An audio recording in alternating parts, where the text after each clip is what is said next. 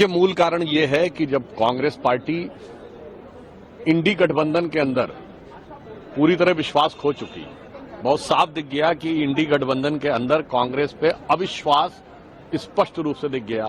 शायद उसे कवर करने के लिए प्रयास किया जा रहा है। जब से संसद का सत्र शुरू हुआ है तब से इंडी गठबंधन के दलों में होड़ लगी हुई है, कौन किसको अपने मुद्दे पे लाने में प्रयास करे। विदेशी धरती से जो लोग भ्रष्टाचार या भारत विरोधी गतिविधि में संलिप्त होते हैं, उनके साथ कांग्रेस के शीर्ष नेतृत्व का संबंध हमेशा से निकलता आया है। याद करिए, यूनियन कार्बाइड वाले वॉरेन एंडरसन का किसके संबंध था? भोपाल गैस त्रासदी वाले 84 में कांग्रेस का। ओटावियो कॉट्रोची से किसका संबंध निकला? कांग्रेस के शीर्ष नेतृत्व का। गाइडो हेस्के के साथ किसका संबंध निकला? कांग्रेस के शीर्ष नेतृत्व का। Christian Michel AgustaWestland deal में कांग्रेस के शीर्ष नेतृत्व का। अब जॉर्ज सोरोस कांग्रेस के शीर्ष नेतृत्व का। तो साहब, ये कहानी बहुत पुरानी है और ये यात्रा भी बहुत पुरानी है।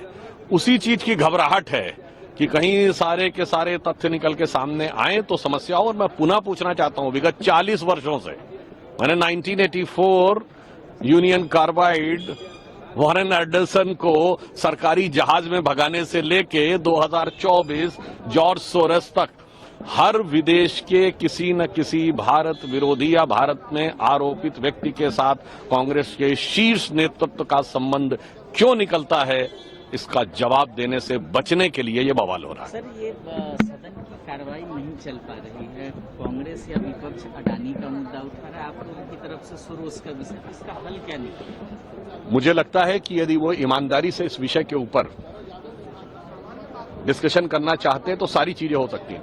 हमसे छोड़ें, पहले बता दें, अपने गठबंधन में जितने भी 267 के राज्यसभा में नोटिस दिए गए, किन्हीं दो दलों ने एक मुद्दे पे नहीं दिया।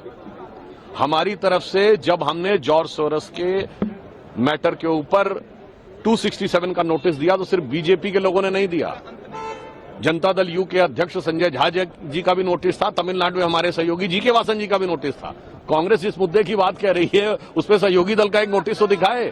तो हकीकत में है अपनी अपनी ढपली, अपना अपना राग, और इसीलिए संसद में इस प्रकार का विराग दिखाई पड़ रहा है। उपराष्ट्रपति जी के कहा, चूंकि कांग्रेस के प्रति इंडी गठबंधन के दलों का अविश्वास अब प्रकट रूप में सामने आ गया है। ममता जी बोल चुकी हैं, समाजवादी पार्टी बोल चुकी है, अपने पवार साहब बोल चुके हैं। तो उस अविश्वास को कवर अप करने के लिए यह अविश्वास प्रस्ताव लाया गया है। वास्तविकता में यह कांग्रेस पार्टी के प्रति इंडी गठबंधन का अविश्वास है, जिस कारण से धरती उनके नीचे खिसक रही है।